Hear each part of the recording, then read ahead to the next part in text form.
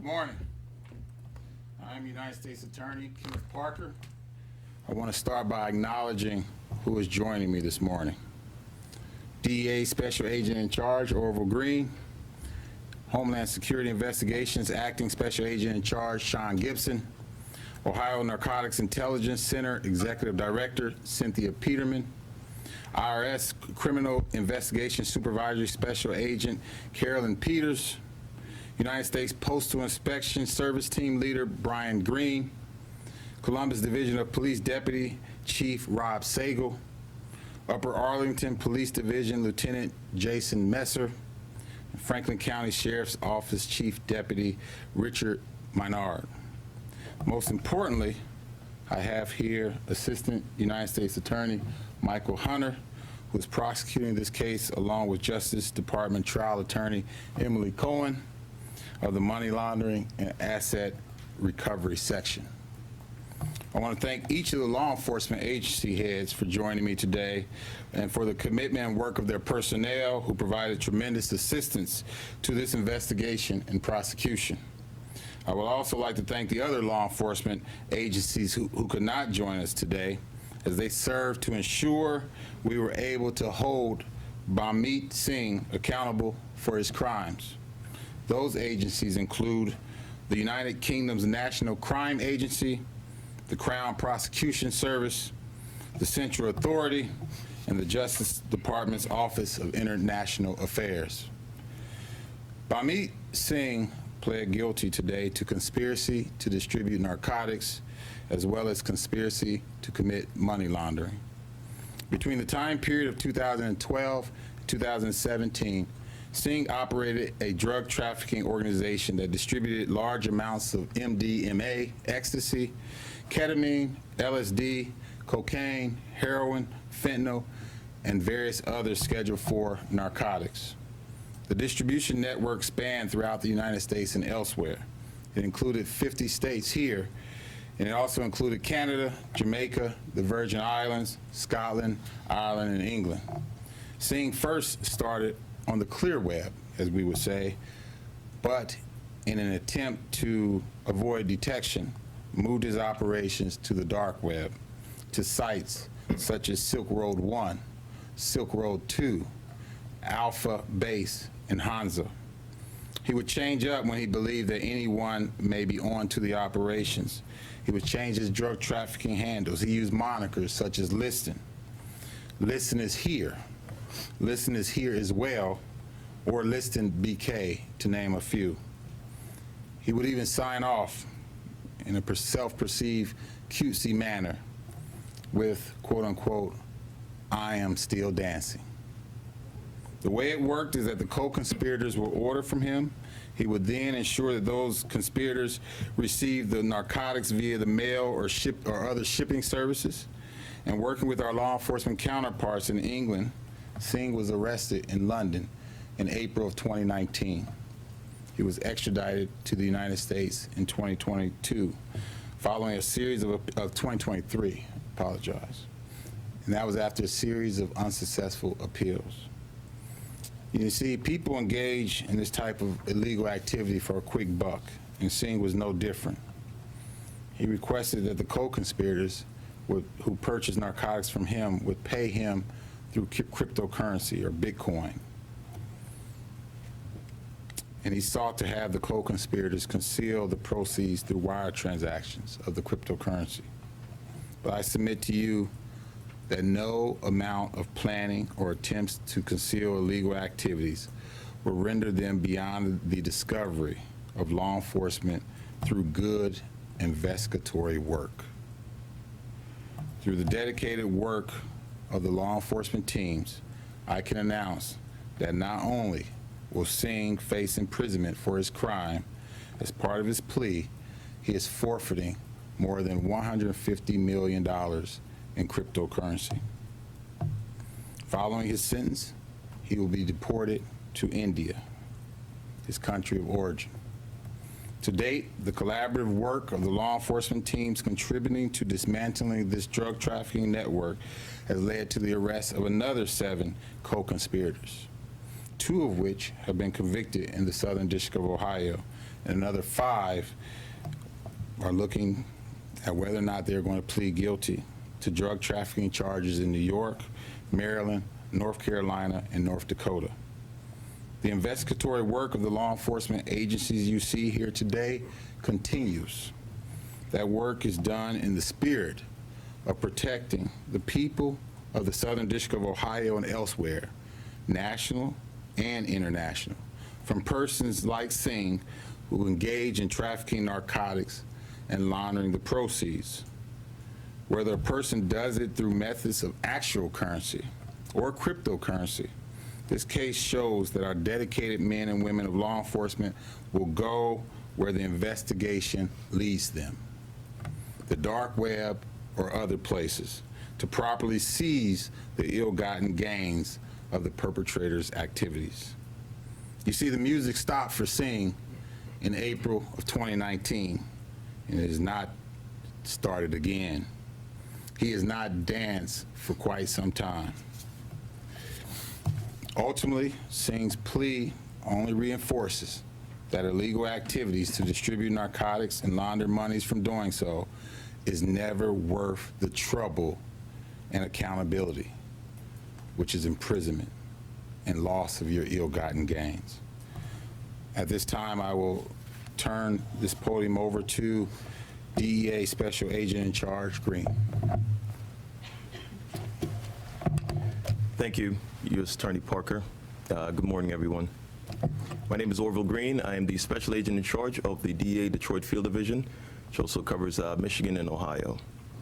This case involves the largest single digital asset seizure in DEA history. The defendant has forfeited cryptocurrency accounts that ultimately became worth over $150 million.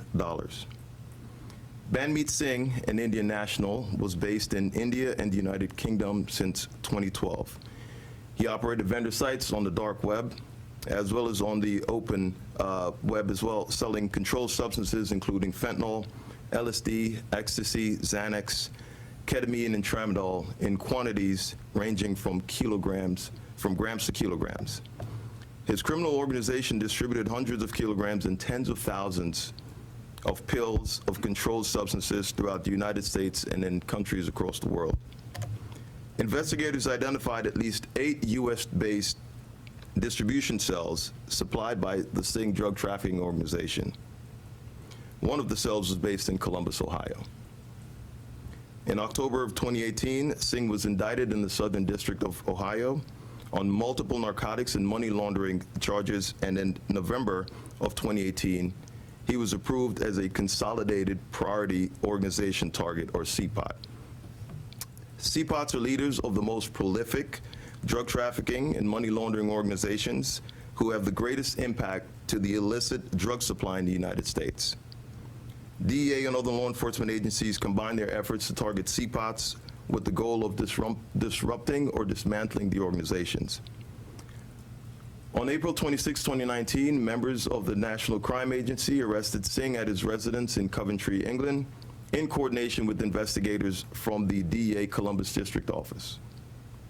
A subsequent search warrant was executed and resulted in the seizure of electronic media, documents, and other crucial evidence.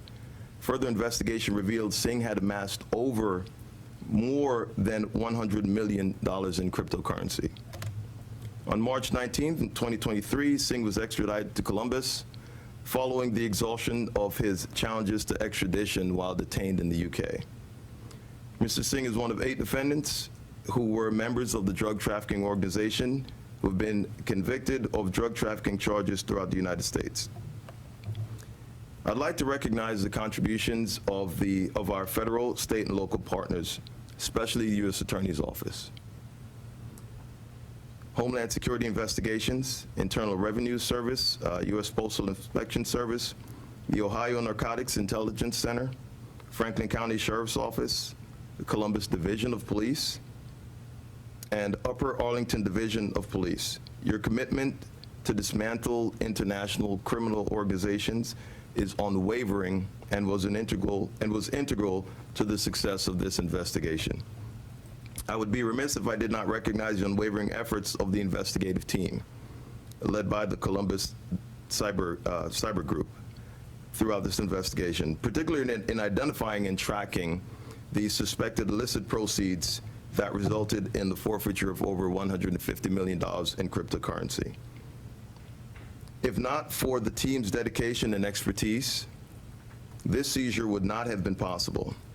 Furthermore, the arrest of Banmeet Singh, the seizure of the illicit drug proceeds, and the dismantlement of the drug trafficking organization ultimately prevented the DTO from continuing their global distribution enterprise and undoubtedly saving lives. This investigation exemplifies teamwork and is a testament to our commitment to keep our communities safe. Thank you. Mr. Attorney Parker. I will now ask for HSI Acting SAC Gibson to take the Thank you, sir. Good morning, everybody. My name is Sean Gibson. I'm the acting special agent in charge for Homeland Security Investigations Detroit Field Office, which serves the same as DEA, Ohio, and Michigan. I'd like to thank United States Attorney Kenneth Parker and SAC Orville Green and all of our federal and state and local teammates for their partnership in this case. Dismantling online marketplaces that seek to poison our communities is a top priority for HSI. This clandestine avenue to distribute drugs tears apart families and communities. Leveraging our international footprint and the partnerships that you see here today, HSI will do everything we can to safeguard Ohio communities against drug traffickers. Today's plea is the culmination of years of hard work across multiple districts here in the United States and internationally. I'd like to personally thank the field level agents and prosecutors, the same ones that live in the communities and work in our communities, for their efforts to diligently pursue this case and end in this plea agreement. Thank you, and I'll turn it back over to U.S. Attorney Parker for questions. Yes, now, at this time, we will take a few questions. I submit that we will keep our questions very tight. This was a plea today, and there will be a sentencing, and so we would like to make sure we keep that in mind as we provide our answers. Can you tell us the Central Ohio connections with drugs distributed here? Do you have personnel here who are working for him? How is Columbus involved? So the way he would do it, the individuals would contact him, and they were, as I indicated, co-conspirators, and there were at least 2 here in Columbus to which received drugs via Mr. Singh, and through the hard work were also addressed right here in Columbus. That's how we have our being. And then they resold the drugs? Yes. In Columbus from the Correct. center? Correct. Why prosecute him here? He was operating all over the country. Yeah. Why prosecute him in the Southern District? So, to me, it's a myth that most people believe that, you know, drugs coming from, as far as from the international waters, have to touch upon our states or districts in the southwest border or somewhere on the borderline. We're showing that when you impact the Southern District of Ohio, we're going to go where we need to address those people, and that's why we brought him here to deal with him. We had venue here. He should be addressed here. Our citizens are equally important as anyone else, and we're not going to wait to see if he's prosecuted on the border. We're going to bring you back here. Weather's nicer. With all this cryptocurrency, this is a new and developing issue within prosecutions. Can you talk a little bit about the difficulty in tracking this and being able to find everything you needed that maybe you didn't even understand when you first saw the case file on your desk? So, crime continues to morph. Individuals continue to try to avoid detection and so forth, and technology changes. Cryptocurrency is just a new method where individuals seek to launder the illicit proceeds, as to what he pled to, one of the charges. Just like the dark web is a place that individuals attempt to use, and other things.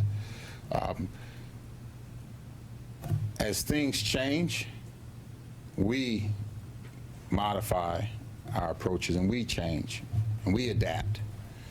Is there difficulty there? Should be, could be, but our prosecutors They know how to adapt well, right? And they know how to address the individuals who believe that they can use these modifications in technology or currency to try to avoid detection. Do you know if any of the drugs that were distributed here in Central Ohio, do they contribute to any kind of overdose deaths, anything like Yeah. that happens here? That's a good question, which I even asked myself, and no, we don't know if it did, he'd be facing a mandatory minimum of 20 years because he would have been addressed as such, if we could prove it up to him, yes.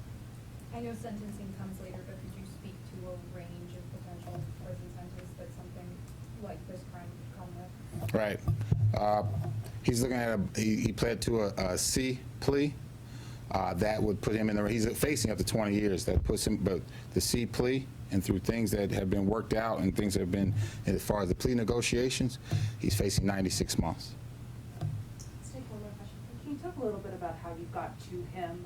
I'm guessing since he's the bigger fish, Yeah. he wasn't the first one you guys came in contact with. Well, good law enforcement work, I cannot credit it enough.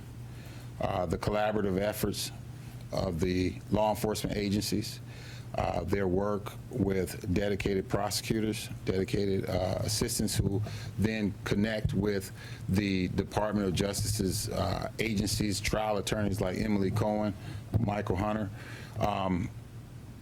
who then says, we're going to go where the evidence takes us, where witnesses may be, and they, as I found with Assistant U.S. Attorney Hunter, says, I've got something there in London. I would like to go there and follow the facts, follow the testimony, follow the evidence, where it takes me. And that's where he went, where the evidence took him. That's where we extradited Mr. Singh from after a number of unsuccessful extradition attempts by him.